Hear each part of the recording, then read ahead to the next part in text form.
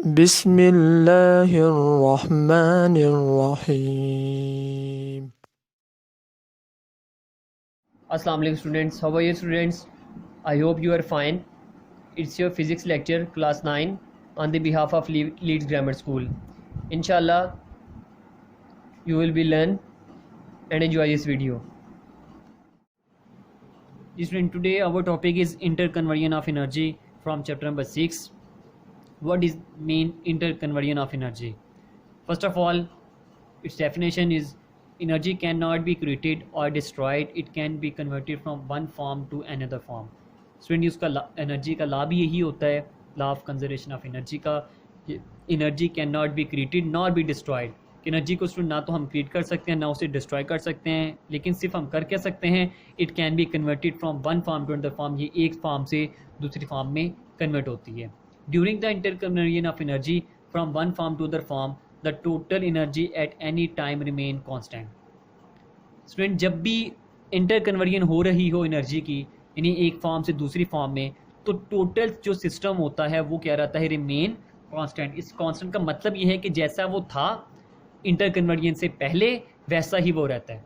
इसकी main example अगर हम देखें स्टूडेंट इंटरकन्वर्जन की, तो हम ये कहते हैं कि हमारे पास स्टूडेंट एक कप है ऑफ टी है, हम इसको स्टूडेंट यहाँ पे अगर हम प्लेस कर देते हैं रूम, तो डेफिनेटली 5 और 10 मिनट्स के बाद हम देखें तो वो जो हॉट यानी कप ऑफ कॉफ़ी था या जो भी था, हम स्टूडेंट देखें तो वो आहिस्ता आहिस्ता कोल्ड की फॉर्म में जाना शुरू हो जाता है, जिसे हम कहते हैं कि वो आहिस्ता आहिस्ता ठंडा हो रहा है। इसका मतलब ये है कि स्टूडेंट्स कि वो क्या हो रहा है, अपनी एक फॉर्म को चेंज करके दूसरी फॉर्म में जा रहा है।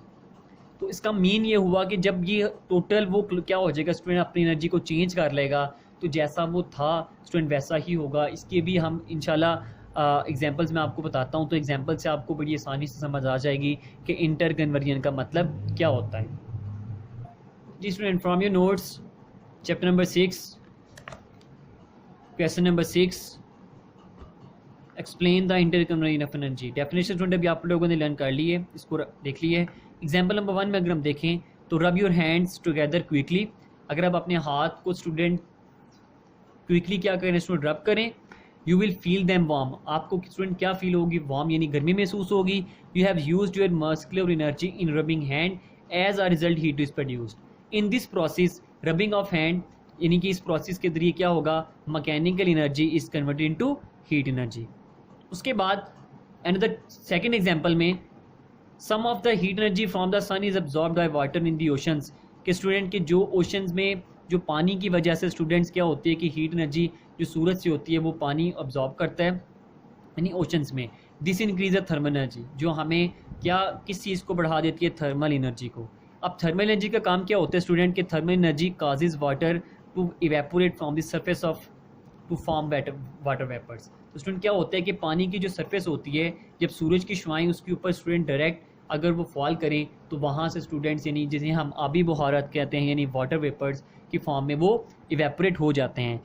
दीज वेपर्स राइज अप, ये वेपर्स जो होते हैं पानी के ऊपर जाते हैं एंड फॉर्म क्लाउड्स, और क्या बनता है स्टूडेंट्स, बादल बनते हैं। एज ए कूल डाउन, जब वो स्टूडेंट्स कूल हो जाते हैं यानी कि जो ड्रॉप आबी बुहारात के ज़रिए यानी हवा उनको ऊपर लेके गई, तो दे फॉर्म वाटर ड्रॉप, तो वो क्या बन जाते हैं, water drops. These water drop fall down as rain, ये जो वाटर ड्रॉप्स होते हैं ये रेन की शक्ल में दोबारा ज़मीन पर आते हैं, तो potential energy change into kinetic energy as the rainfall. तो वही देखें स्टूडेंट के पानी पहले था उस यहीं पे ओशन में, उसके बाद सूरज की शुआएं स्टूडेंट उसके ऊपर वहाँ पे डायरेक्ट हिट की, करने के बाद वो पानी इवेपोरेट हुआ, इवेपोरेट होने के बाद कूल डाउन हुआ, क्लाउड्स बने, क्लाउड्स बनने के बाद दोबारा बारिश हुई, तो पानी कहाँ पे गिरा स्टूडेंट, वापस उन ओशंस के अंदर ही।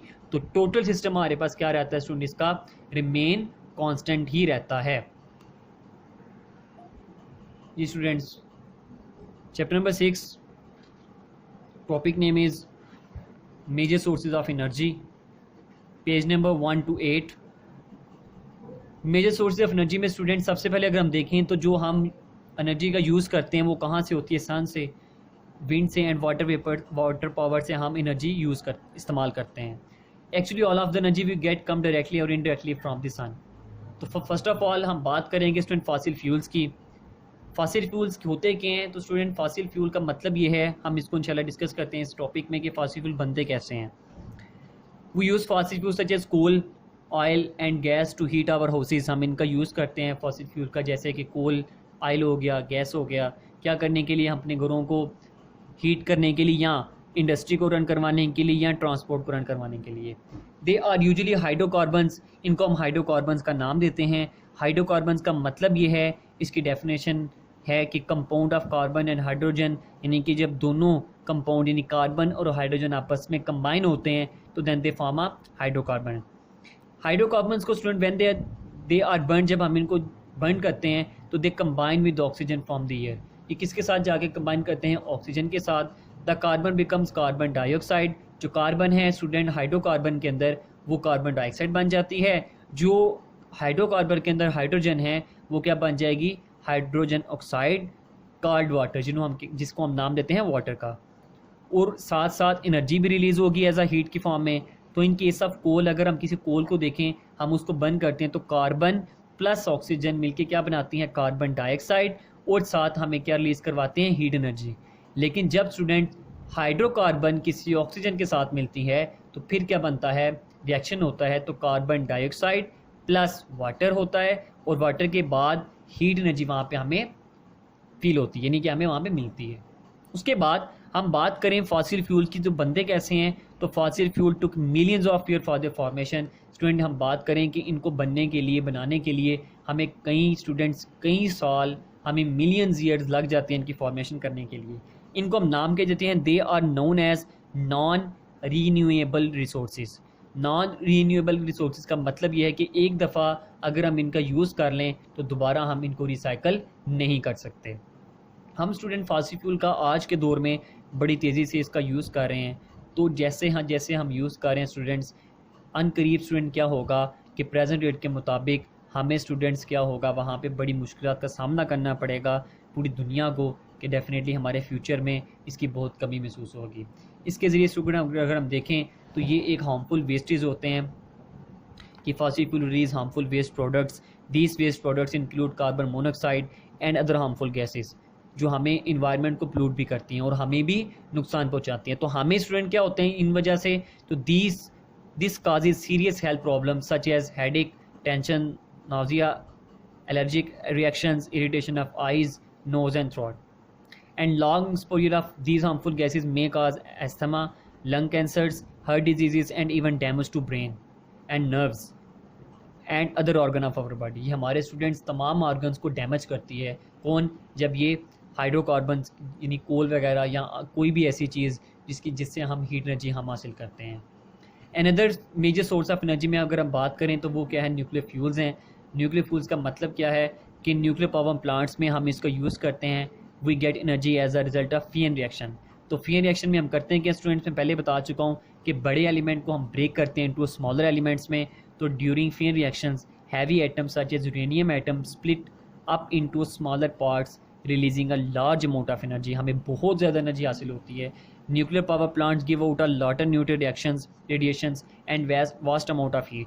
अ part of this heat is use to run power plants. ये किसके लिए यूज़ की जाती है? पावर प्लांट्स को चलाने के लिए। और पावर प्लांट से हम आगे हासिल करते हैं जो भी हम यानी कि बिजली वगैरह। And while a lot of heat goes waste into the environment.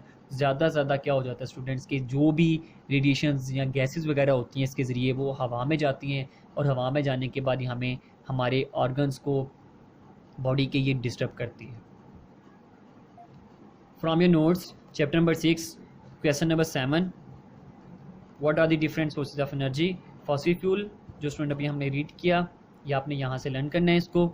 उसके बाद अनदर पॉइंट स्टूडेंट जो हमने उसके डिसएडवांटेजेस भी रीड किए। उसके बाद न्यूक्लियर फ्यूल्स का टॉपिक हमने रीड किया। ठीक है, यहाँ से स्टूडेंट आप लोगों ने इस क्वेश्चन को लर्न करना है। आपने एज इसको टेस्ट फॉर्म में राइट भी करना है and send it to us. Stay safe, stay home, अल्लाह हाफिज़।